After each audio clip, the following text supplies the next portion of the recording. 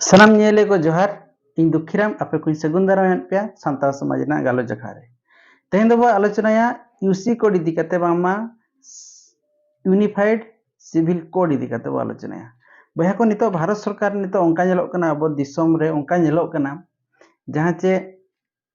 नोआ इदी कते नोय civil code इदी कते सानताल समाज रे जस्ती कते सानताल समाज रे मिटी नवा ट्रेंड चालू कना ओकोय को चना अब विरोधया ओकोय को चना अब सपोर्टया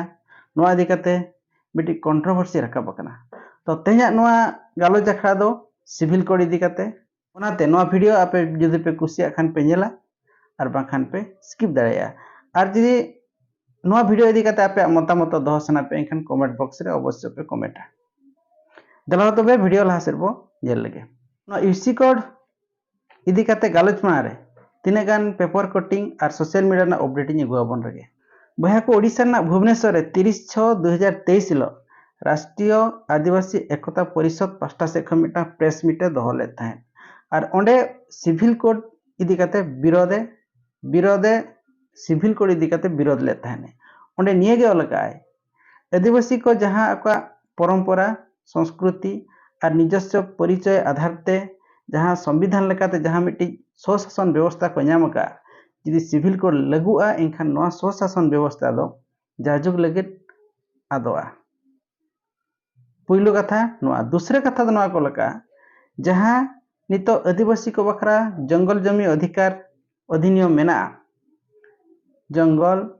जमी जल जंगल जमीन जहां मेना नोआ सिविल कोड लागू लेनखान दो नोआ दो सरकार षड्यंत्र करते असंविधानिक लेकाते नोआ दो आदिवासी ठें को रेज करते विदेश कंपनी को तीरे आदिवासी को जंगल जमी जल दो चाल टकाय नोकाना मिटा षड्यंत्र रेना संभावना मेना और नोआ यदि भारत सरकार बाय बंदा एनखान 7 अगस्त हिलो नोआ इदी कते भारत बंद डाकरा है होका इना टाइम लेकाते दो 4/7/2023 हिलो आदिवासी संगाल अभियान राष्ट्रीय अध्यक्ष सालखान मुर्मू अब भारत महामहिम राष्ट्रपति द्रौपदी ठेन मेटा चिट्ठी अलगा है और नोआ चिट्ठी अलना paper cutting in the Times of India रे उछेना कना दला बोना पेपर कटिंग चेर अलकना ओना बन नेल नो लगे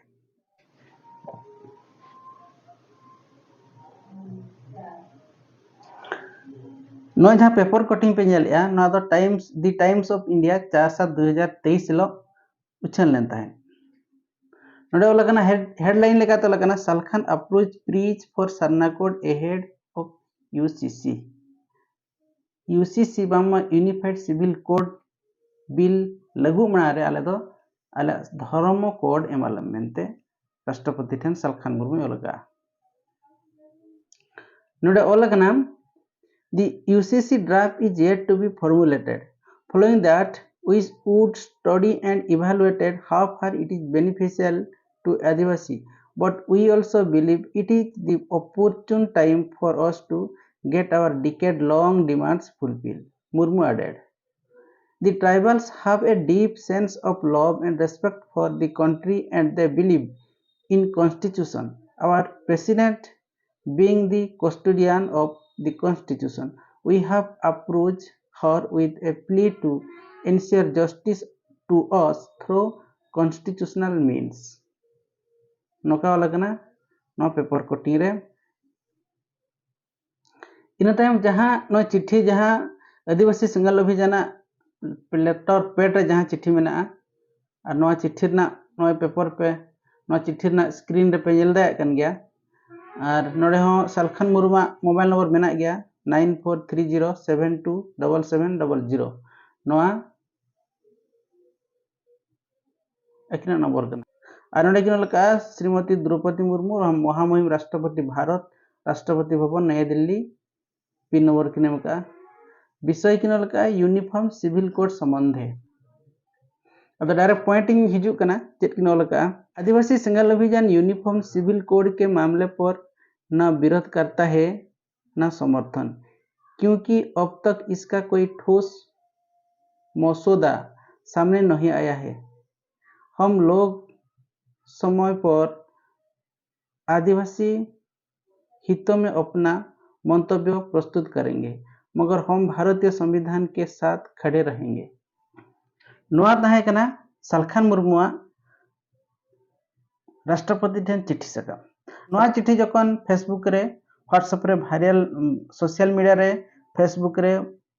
भाइरल लेना। नोआ इदी कते ओडिशा पनत रेना तिना गान न्यूज चैनल को चेक लगा न्यूज को बनाव का तेला बन लगे। केंदुझर और मयूरभंज रेना मिटी फेवरेट न्यूज चैनल जहाँ चे आसेका मजी महल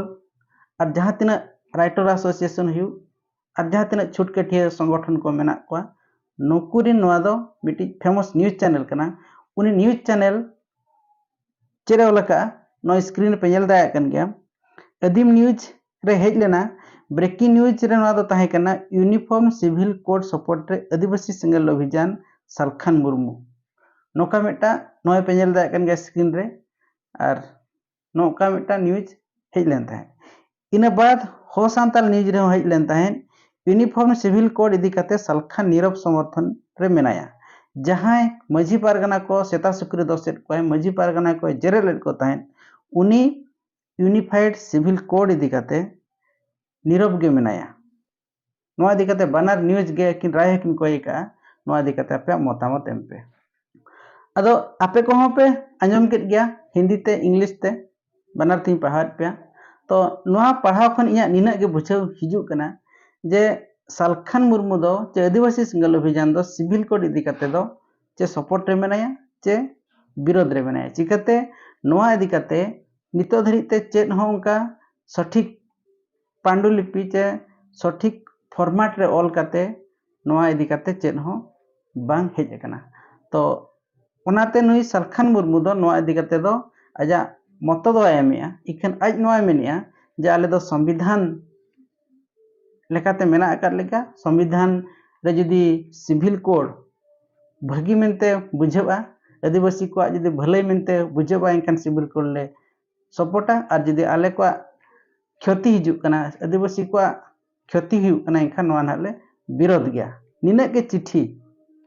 नो नोका नुकिन न्यूज गमके तकिन नोका न्यूज किन आड़ा गया और जुदी अकिन न्यूज रेकिन ऑलका जे सालखान मुर्मू दो